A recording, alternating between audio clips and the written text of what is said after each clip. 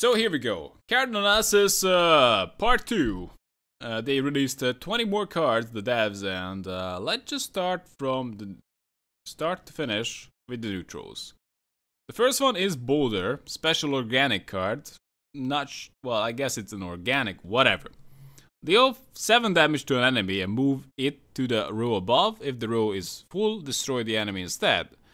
It deals 7 damage, which is on par with the current Also Thunder, but assumingly that Also Thunder will be stronger now that we have Boulder too. And this card looks of it only really worth it if your opponent is actually spamming the rows full and you can actually destroy a unit. Or you are setting up the rows, that's more likely. You're setting up the rows so you can actually use this to destroy a unit. And the opponents actually have strong enough units to really worth destroying. So it's a situational card. It can also serve as a card that negates a card that can get further value, but also can destroy a really big unit if you can manipulate the rows. How many units you can have in a row, we don't know, but it's definitely an interesting card. We don't know how the Also Thunder will change, but this is definitely an interesting card. And I'm looking forward to any kind of other options that kind of set it up.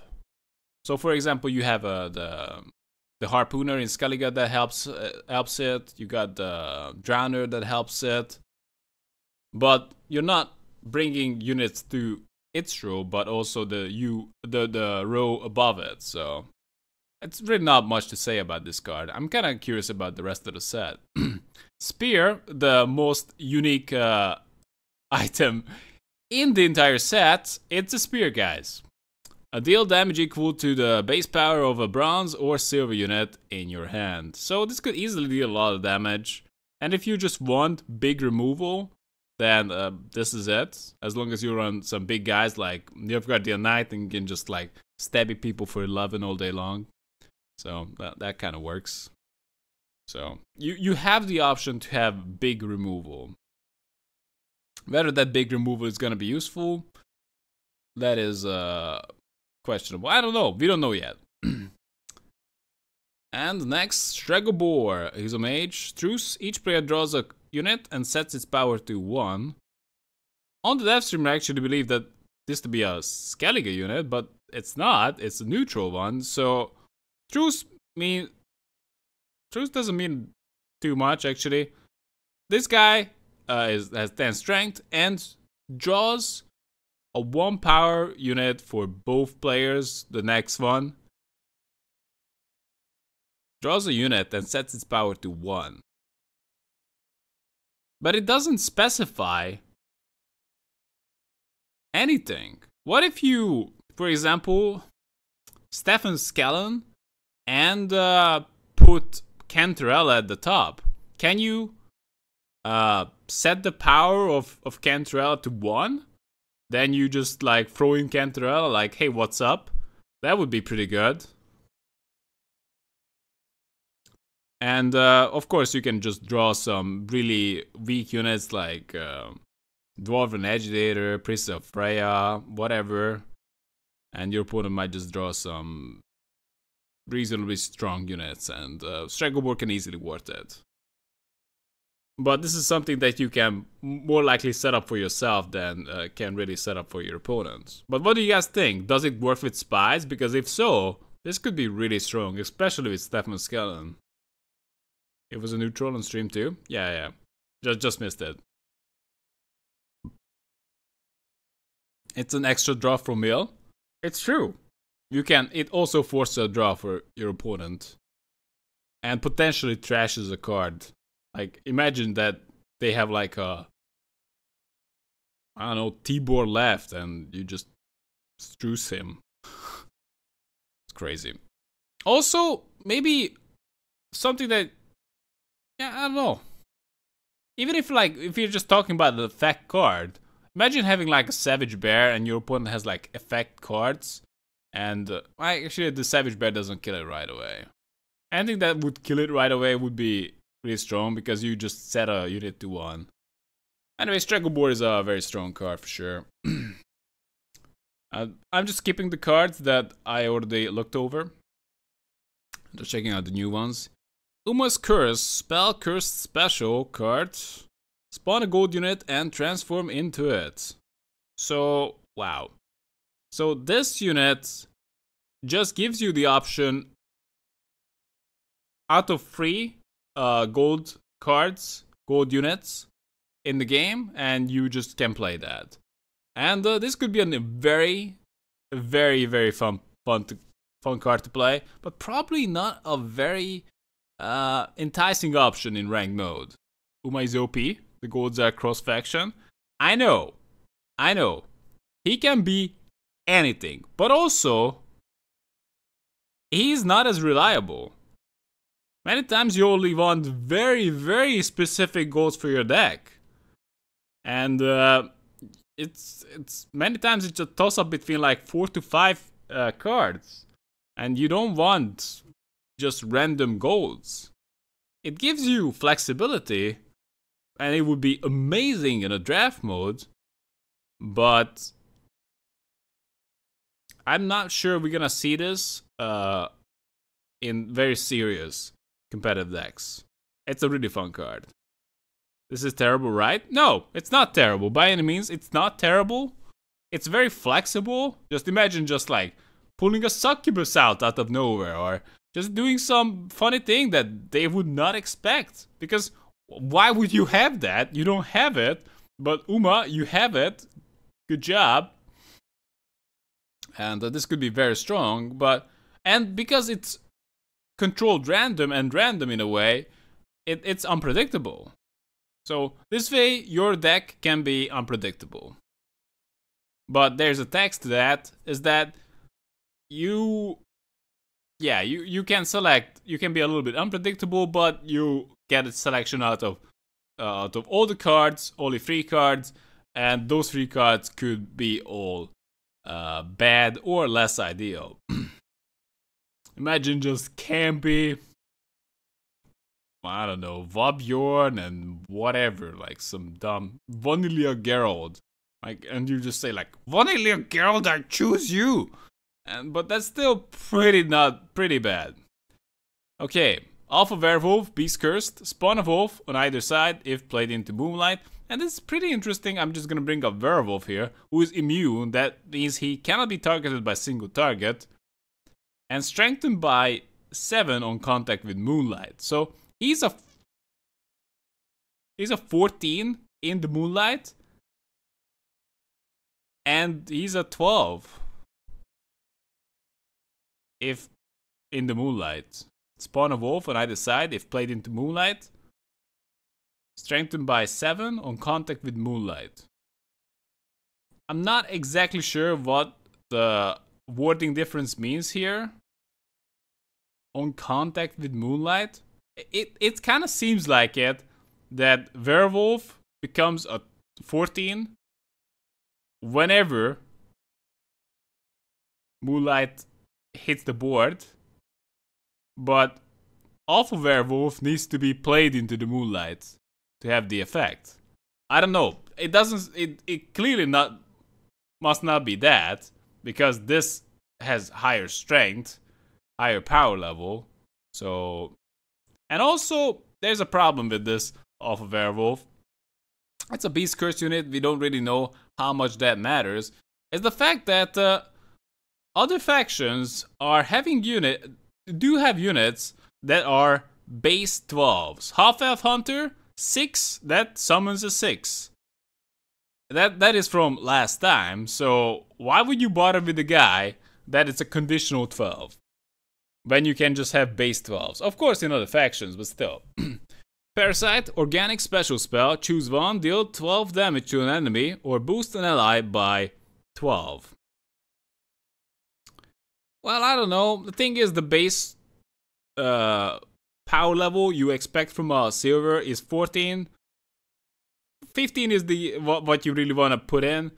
But like the advantage of the 12 damage is that you can remove something that would get further value. That is that. Boost an ally by 12. That is not great. I don't know how would you get extra value from that. You don't, so that's clearly bad. That's just a plan B. And can you just remove something for 12 that would get further value? I don't know. It's a flexible card, so it's not too bad. And if the enemies are having like really high power level cards that give them extra value on top, then Parasite is good. But it's a situational card for sure. Brewers Ritual, Relic Mage, resurrect 2 bronze Death Wish units. And the thing is, as stated before, if we consider the power level to be like 11, 12 for bronze, and 3 on top for silver, 3 on top for gold, then resurrecting 2 bronzes along with 1 strength is insane. This card is clearly insane. Even if we consider the bronzes to be 11s, this is easily a 23. But if we consider bronzes to be 12s, which is pretty fair, then this is a 25. And that makes this card pretty broken. This card is insane. This is insane. Like slave children, all day long. I would sign up for this. Look at this. This card is broken. Like this is broken good. This is a must-have as long as you play Deathwish units. There's only way this card is not seeing play if Deathwish units are complete garbage.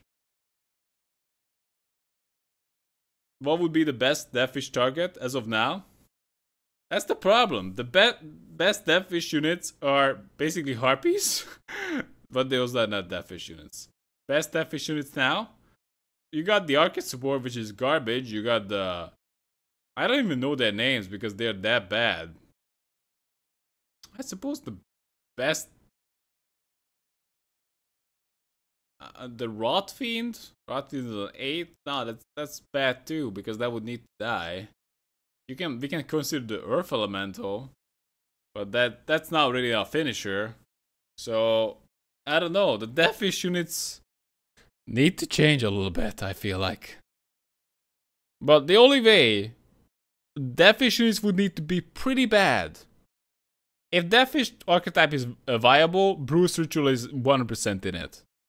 Even if the Deathwish archetype is not necessarily that viable, Bruce Ritual might see play, because you don't need to have that many Deathwish units.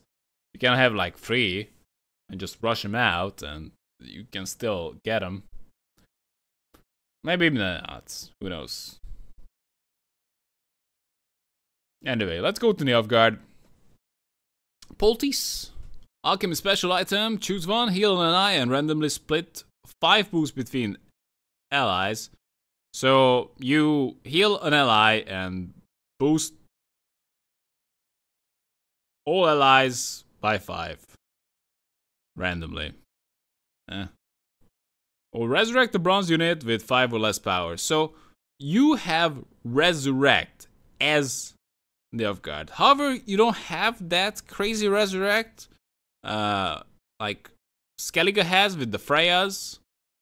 And this is like you can't resurrect big guys. You can only resurrect more like ability heavy cards, and only bronzes, well, just like Freya. And healing an ally and randomly boosting a bunch of dudes, that's probably not that good. Especially if you're running a deck that runs low power units, like the way you satisfy the second condition of this card. So it's a worse Freya for Nilfgaard with a conditional, very questionable effect of healing an ally and randomly boosting others. But yeah, it's a usable card. Kind of depends. What do we want to resurrect? But yeah, Freya is just straight up better. Oh, Neckers? Yeah, well, okay, you don't really wanna resurrect 2 bronze Deathwish Neckers, but yeah, good one to point out. Neckers are the best. I didn't even consider them. Slave Driver. Spawn a bronze unit from your opponent's deck. And this is interesting because we had that guy, not even sure about the name because he never saw play. He has 3 strength and he got stronger.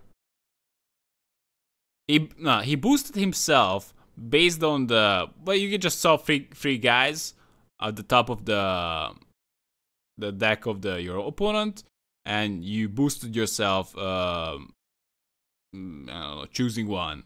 So sometimes you fund somebody, fund the big one, other times not so much. But Slave Driver is different because spawn a bronze unit from your opponent's deck.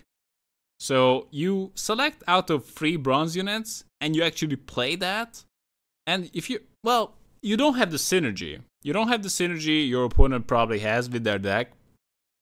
But you get 3 on top of their bronze, and this could easily be worth it. Especially if they're running a strategy that not too synergy heavy. If they're running a strategy that extremely synergy heavy, like, I don't know, like they're running a Coca-Trace that's just no good without any synergies, or learning an X-Men that's no good. If it's very synergy heavy, Slave Driver is probably not gonna be that good. But if players are trying to be not as synergy heavy, Slave Driver is gonna be ridiculous. You can just really, well, even if the cards are less efficient for you slightly, Slave Driver is still gonna do a lot. Only problem is that if your opponent runs out of bronzes, then he's terrible. But overall, this should be a good card, especially because he actually scales with the bronzes. So no matter, even if the bronzes become 16 bases in the future, Slave Driver is still gonna be good because he's 16 plus 3, and that's totally fine. And last but not least, and I didn't even realize she is a Nilfgaard card. Spawn the last bronze or silver spell you played.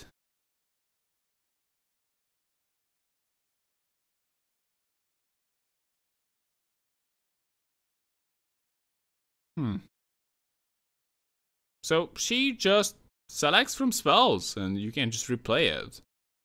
She's really fun. She looks like a really good addition to Nilfgaard. She looks like a really fun addition to Nilfgaard and a very strong one. But if you pull Slave Driver, Slave Driver with Slave Driver chain, that could work, I guess. Against Skellige, it will be sick. What, the Slave Driver?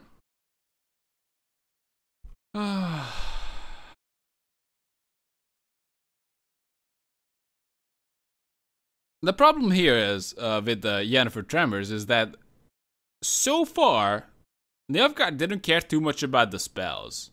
So what spells did Nilfgaard play? I can hardly think of any. Sometimes Decoy, played the Golden Feathers at one point, but I think at this point, I don't think the Spy deck is running any spells. I think no spells at all. So we would need to see different kind of Nilfgaard decks, and looks like it's getting set up because the Alchemy archetype is pushed, and we're just gonna see different. Well, not this one. You're definitely not gonna replay that one, or even put that in. But we shall see. That's why we need to see more cards. And holy crap! If there was a big shocker this time around, it was Nora Realms. Hands down, hands up, whatever. Because Nora Realms we're always just the good boys, just trying to do. I think it's boring. Like, for the most part, Nora Realms is pretty boring. It's fine. It's like the okay faction, just doing their thing, whatever. But now we got like Tormented Mage, Cursed. Look at 2 bronze spells or items from your deck, then play 1. Wow. So it can be somewhat compared to Elven Mercenary that plays a random, well, not exactly random, like chooses from 2 special cards from your deck. Tormented Mage chooses from 2 bronze spells or items. So he actually has 1 more power than the Elven Mercenary, but limited in what spells it can play. It only spells and items, and this could easily work if, like, of course, this very much depends on the power level of the spells and, frankly, their usability. Like, if they are like too niche, if you have to put in 2 niche spells, it's not gonna work. If you can put in, like, for example, right now the Mahakamail. Mahakamail is the spell that you can actually probably use yourself or use in many situations. If you can put in spells like that, Tormented Mage is great. If not so much, then it's probably not gonna be so great. And it's a pretty aggro. It supports an aggressive archetype because the damn sorcerers. If there's a curse unit on this unit's row, deal 7 damage. So it's a 4+7, 11 base right away. Well, it's a conditional 11, but deals a lot of damage and can shut down archetypes that rely on establishing up to 7 strength dudes and gaining that hope to gain extra value from them. Just imagine like trying to establish some great swords against damn sorcerers. It's gonna be a fucking nightmare. And this is cool. Like the cursed archetype in No Realm, I did not expect this one bit. Anyway, Hubert Rake, who's a vampire, drain all boosts from your from units in your deck. Imagine 40 card Foltest. Imagine that. That's it. This could be really strong as long as you leave a lot of guys in your deck with the boost. This is the perfect card for Foltest. You're not gonna use up all the boosts. Like, I don't know. I wanna see this card in a 40 card Foltest, and I'm gonna try him out for sure. Like this is fun. Anyway. Kian, curse feature. Choose one. Spawn a bronze or silver alchemy card, or spawn a bronze or silver item. I'm just gonna assume that you get this is gonna discover. I think they need to work on the keywords. So basically, it says bronze or silver, but I don't think you would choose that. Are you choosing that? I'm not sure you. I don't think you're choosing that. I think you got a choice between choosing between alchemy cards. They can be bronze or silver, and choosing between items. They can be bronze or silver again. And I'm not sure this is great. We don't know what kind of. Yeah, the alchemy card's a bit of a stinker right now. We don't really know the items that much. So who knows? He has 4 strength. If he was a 4+ silver spell guaranteed or silver item guaranteed, maybe he was a little bit better. It would be even more consistent too. I'm not saying he's bad by any means. He's cool. Like just like the new Isagram. He's just spawn a silver special card or spawn a silver square tail unit. But I feel like, just as the power level indicates, that probably these cards are more situational, maybe less strong. And that's it for No Realm now. But this is pretty damn cool. So bring on the cursed No Realm archetype. Anyway, square tail. We see here the base 12 square tail unit. And before this patch, like base 11 is what I would have considered the norm. But we easily see the base 12 here, so that is what we have to be considering the bronze power level. That the minimum you expect from your bronzes. Silvers probably have to be free on top, and golds have to be like free on top as well. So 12, 15, 18, that's kind of what you expect, I believe. Kian has seen better days. Anyway, Panther, deal 7 damage to an enemy on a row with less than 3 units. So Panther is basically the damn sorceress without any condition initially, but if your opponent plays a lot of units, then the Panther can be useless.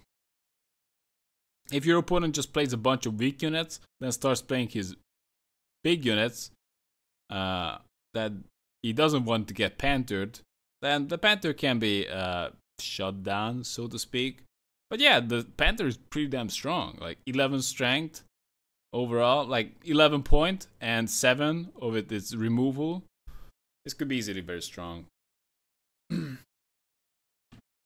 So, not much else to say about this, but can be played around, and I wouldn't be surprised to overall see a lot of Panther early on, but later on, players just end up dropping it because you can play around it. And overall, if the 7 damage is not enough to kill something, then the Panther is no good. If you're just hunting for guys that have 8 power and an ability that gives them extra value, Panther is just not worth it. But if they have 7 or less power, Panther is worth it. And if your opponent can just play a bunch of weak stuff on the row, then play their important units, and then it's a problem again. So Panther is cool, and we actually have Pafko Gale. So Burza, play a random bronze or silver item from your deck, completely random. It doesn't even say spawn. You just play a random. If you only have a silver item in your deck, then you're actually just gonna play that. So it's always good to get a silver plus a 5 strength silver on top. That could easily make it strong. If you consider the silver value to be 14, 15, like you get like 5 on top of that, that's easy to get. So as long as items are any good and you can get decent silver items, Burza might be the card that's gonna see a lot of play. He might even get nerfed. And last but not least, in the Squirtle, it's Xavier Moran. Boost this unit by the starting power of the last dwarf you played. Starting power actually means that the power that unit entered the board with. So Xavier is not too bad, even if you just play a big unit. Like if you just play a 9, Xavier is just totally fine. But if you play a really boosted unit, then Xavier is actually pretty damn good. And it says the last dwarf you played. So you don't mess it up. Your opponent can mess it up for you. You can mess it up by playing elves. So as long as you play big dwarfs, Xavier Moran should be usable. It's not a particularly exciting card, I feel like, but it can be a really strong one as long as you have really big dwarfs. That is all. Anyway, Skellige. And we see another example of the 12 base strength, 12 base power units. It's the Beastmaster. Soldier Tur Search, one strength, and spawns a bear. And by the way, that bear is not doomed. So you just get 12 power for no setup whatsoever, nothing. And you can even decoy this guy and get at another bear and whatever. It also works really well with the card that we saw, Stregobor. So if you're just running a bunch of Freyas and Stregobor, Freyas, Beastmasters, Stregobor, you're kind of good. Like, this is pretty good. I'm not really sure what other weak cards you might want to add, but Beastmaster is like a 12 base. That's pretty damn good. Like, no setup whatsoever. Of course, we gotta consider that right now, one of the more popular Skellige units is the Harpooner. It's an 8 plus. Sometimes it's a 4. Sometimes it's a 14. value unit. Many times it can just hit really damn hard. So I don't think 12 is too much of an overkill, but I think it's a bit odd to see 12 power units without any setup whatsoever. Battle Maiden also works. Restore this. Wow. Those are some really, really good suggestions. Anyway. Ornamental sword, special item, silver. Spawn a Skellige soldier and strengthened by 3. So you just discover, or I'm just using the word discover. I know Gwent wants to be its own game, and they probably don't wanna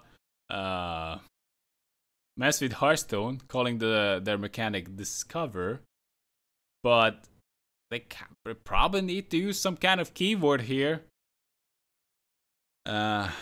So point is, you just out of all the soldiers, you just select 3 and you strengthen it by 3. Strengthening is an important part because that means it's gonna keep its strength. So if you resurrect it, then it's gonna be additional value on top. But overall, if you don't, then it doesn't really matter too much. But the point is, you just spawning a Skellige soldier. Do you really wanna get out of soldier out of all the soldiers? I think it's a good, at least decent draft mode arena card because it's not particularly exciting. As I said, bronzes are the base. It looks like the base is set at 12.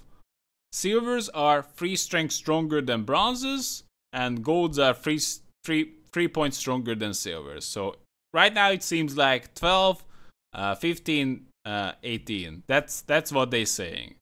That's what these cards are telling me. And okay, sure. But would you really want to have some kind of little bit? I know the point is, what the value of this card is in constructed is, do you need the flexibility it offers? Does selecting from 3 soldiers actually gives you value? In a draft mode, yes, you select this card and you can select the soldier that fits your deck archetype the most. It's not gonna be a perfect deck archetype, but that's the point. But in a ranked format, constructed format, I think you would just rather have the soldier that exactly the card you want and try to spawn a soldier that has a strength of boost of 3. Use that card and spawn a Crate Raider. What is my favorite new card? That's a good question, but probably should finish the review first. I might just have to give it to, I don't know, I like the cursed take on the Nord Realm. I don't have like a favorite, I don't know, okay. Slave Driver, favorite new card. I have to give it to the Slave Driver. Actually, Uma, damn it. I don't know. I like it. I like it all. This is a really tough selection. So far, Uma and Slave Driver, but archetype, it's definitely the Nord Realms cursed. That's so far. What we got. Actually, one more card left. It's Ulfhedin. Deal 2 damage to each damaged enemy.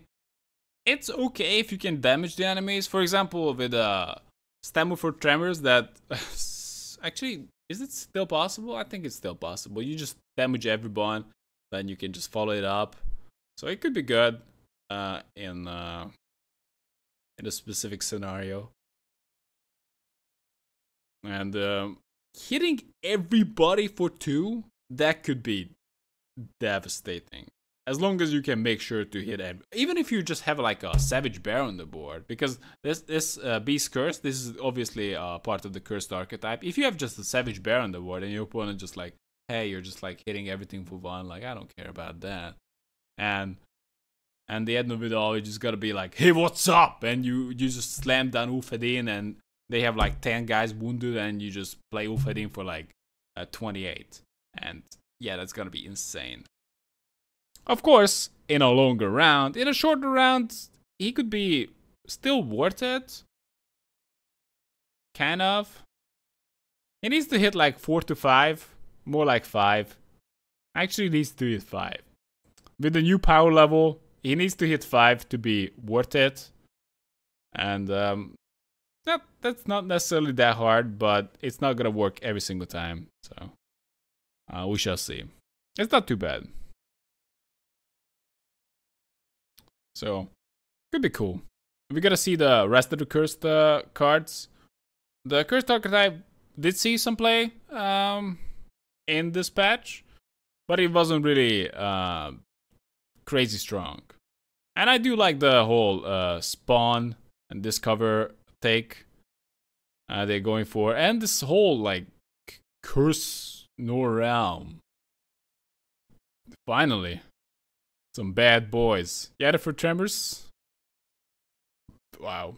So slave driving, spellcasting, Nilfgaard. Yeah, whatever. That's it for now. Uma. What a beauty. Anyway, that's it. Tell me what you guys think.